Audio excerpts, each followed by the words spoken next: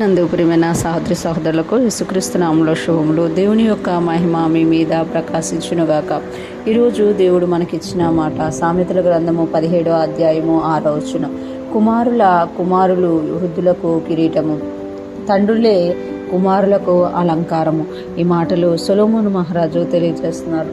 ఈ మాటల్లో మనం చూసుకుంటా కుమారులు వృద్ధులకు కిరీటము అంటే ప్రతి వ్యక్తికి కూడా వృద్ధాప్యం వచ్చేసరికి తన కుమారులను చూడడము అనేది ఒక కిరీటముగా ఇక్కడ సొలొమోను మహారాజు తెలియజేస్తున్నమాట.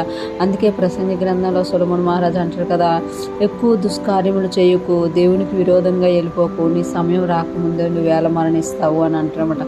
అంటే నువ్వు కుమారులను చూడాలి. నీ కుమారులని అంటే మనవ సంతాలని ముత్త మనవల్ని చూడడం అనేది వృద్ధులకు కిరీటం అట. ఆ వృద్ధాప్యంలోకి రాగానే వారు బాధలతో కష్టాలతో ఉండడం కాదు, కానీ తన పిల్లలను చూడడము ఒక ఆశీర్వాదము, ఒక కిరీటము, ఒక ఘనత అని ఇక్కడ సొలొమోను మహారాజు తెలియజేస్తున్నామట. మనము చూసుకుంటే 128వ కీర్తనలో కూడా కీర్తనకారుడు అంటాడు కదా, ఎవరైతే యెహోవా యందు భయభక్తులు కలిగి ఉంటారో వారు ఇలాగా ఆశీర్వదింపబడతారు. నీ పిల్లలను నువ్వు చూసేదు అని అక్కడ రాయబడి ఉంటుంది అన్నమాట. అంటే నీ పిల్లలను చూడడమే కాదు, నీ పిల్లలను నువ్వు చూసేదవు, వారితో నువ్వు ఉంటావు అని అంటే అదొక ఆశీర్వాదము అని ఇక్కడ తెలియజేస్తున్నామట. అంటే పిల్లల్ని చూచి ఆనందించడం, వారిని బోధించడం, వారితో నడవడం, వారికి సహాయం చేయడం, ఇవన్నీ కూడా ఆశీర్వాదం. అబ్రహాం గారి విషయంలో కూడా చూస్తాం. 100 సంవత్సరాలకి అబ్రహాం గారు ఇస్సాకును కనిన తను యాకోబుతో కూడా ఉన్నట్టు మనం చూడగలుగుతాం. 60 సంవత్సరాలకి ఇస్సాకుకి యాషావు యాకోబు కంటే ఆయన యాకోబుకు కూడా బోధించినట్టు ఇంకొక 15 సంవత్సరాలు ఉన్నట్టు మనము చూడగలుగుతామంట.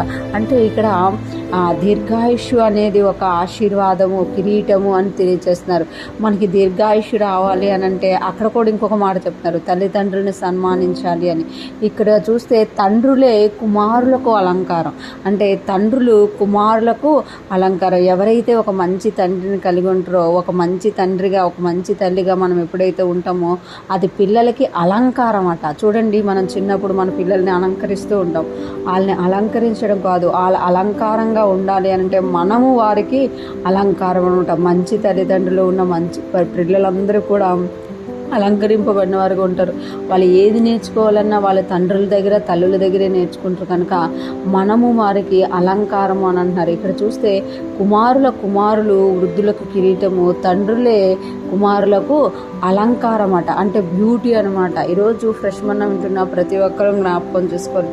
దేవుడు అంటున్నారు కదా, మనము ఎలా పడితే అలా జీవించడం కాదు, కానీ మన పిల్లలకు మనం ఆశీర్వాదకరంగా ఉన్నప్పుడే అది మనకి ఘనత.